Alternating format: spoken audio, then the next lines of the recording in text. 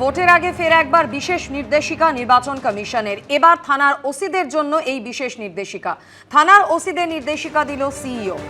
আগে নির্বাচনের সময় দায়ের হওয়া সমস্ত ফৌজদারি মামলার তদন্ত দ্রুত শেষ করতে হবে, সমস্ত জামিন অযোগ্য গ্রেফতারি পরোয়ানা কার্যকর করতে হবে, এমনটাই নির্দেশ দিয়েছেন মুখ্য নির্বাচনী আধিকারিক।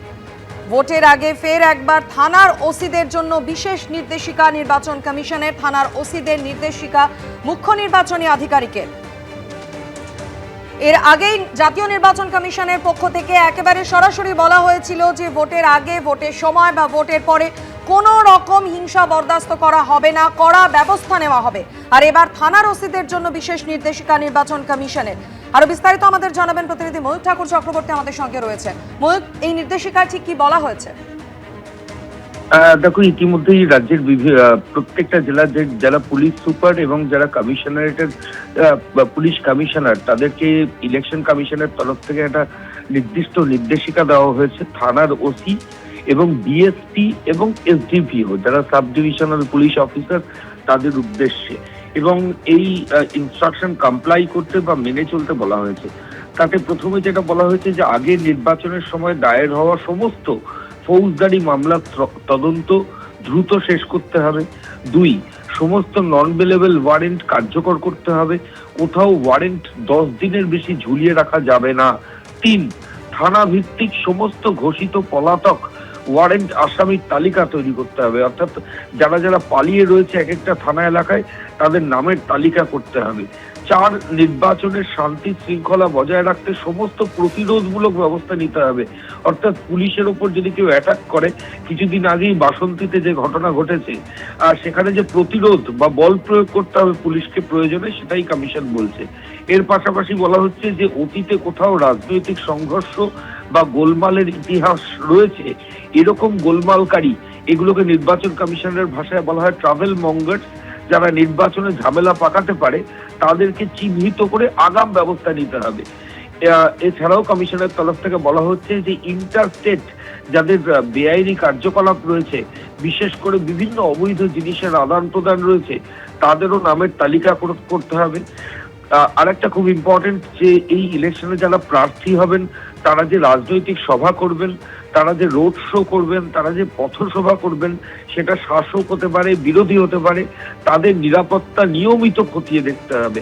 ভোটের প্রচারে আসার সময় হুমকির মুখে ভিআইপি বা নিরাপত্তা প্রাপ্ত ব্যক্তিদের, অর্থাৎ যে ভিআইপি বা স্টার ক্যাম্পেনার যারা প্রচারে আসবেন, তাদের নিরাপত্তাটাও কিন্তু সুনিশ্চিত করতে হবে।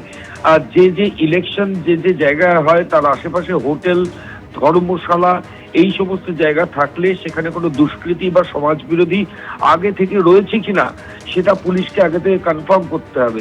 পর্যবেক্ষক, নির্বাচনের আধিকারিকদের সফরের সময় তাদের নিরাপত্তা সুনিশ্চিত করতে হবে। ইলেকশন অফিসার যারা আসবেন, অবজারভার যারা আসবেন, তারা যখন ঘুরবেন তাদের উপরে যাতে কোনো আক্রমণ না হয় সেটাও নিশ্চিত করতে হবে। নির্বাচনী আইন, অপরাধ, আইন শৃঙ্খলার ঘটনা খবর পেলেই সেখানে প্রয়োজনীয় ব্যবস্থা নিতে হবে। এবং এটাও বলা হচ্ছে যে ইন্টারস্টেট সীমান্তে যে নাকা, যেগুলো রাজ্যের আশেপাশে বিহার, ঝাড়খণ্ড, উড়িষ্যার সঙ্গে যে বর্ডার রয়েছে, সেখানে যে নাকা পয়েন্টগুলো রয়েছে সেগুলো 24 ঘন্টা চালু রাখতে হবে, এবং নাকা পয়েন্টে জোরদার তল্লাশি করতে হবে। নাকা পয়েন্টে লাগানো সিসিটিভি ক্যামেরা 24 ঘন্টা সচল আছে কিনা সেটা দেখতে হবে।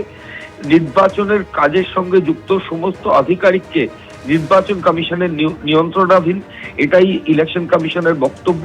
কাজে এই যে ওপরে যে ইনস্ট্রাকশন গুলো আমি বললাম, সেখানে কর্তব্যে কোনো গাফিলতি হলে ইলেকশন কমিশন সংশ্লিষ্ট আধিকারিকের বিরুদ্ধে কঠোর ব্যবস্থা নেবে, এমনটাই কিন্তু নির্দেশিকায় বলা হয়েছে। এবং এই নির্দেশিকা রাজ্যের সমস্ত থানার অফিসার ইনচার্জ, ডিএসপি এবং এসডিপিওদের দেওয়া হয়েছে। ধন্যবাদ ময়ূক। ভোটের আগে ফের একবার থানার ওসি, ডিএসপি, এসডিপিওদের জন্য মুখ্য নির্বাচনী আধিকারিকের দপ্তর থেকে বিশেষ নির্দেশিকা, যেখানে বলা হচ্ছে আগে নির্বাচনের সময় দায়ের হওয়া সমস্ত ফৌজদারি মামলার তদন্ত দ্রুত শেষ করতে হবে, সমস্ত জামিন অযোগ্য গ্রেফতারি পরোয়ানা কার্যকর করতে হবে, কোনো জামিন অযোগ্য গ্রেফতারি পরোয়ানা 10 দিনের বেশি ফেলে রাখা যাবে না। পাশাপাশি বলা হয়েছে থানাভিত্তিক সমস্ত ঘোষিত পলাতক এবং ওয়ান্টেড আসামির তালিকা তৈরি করে ব্যবস্থা নিতে হবে। অতীতে কোথায় রাজনৈতিক সংঘর্ষ, বিক্ষোভ বা গোলমালের ইতিহাস রয়েছে তা চিহ্নিত করতে হবে। এর পাশাপাশি বিশেষ এই নির্দেশিকায় বলা হয়েছে কারা সম্ভাব্য গোলমালকারী তা চিহ্নিত করে আগাম ব্যবস্থা নিতে হবে।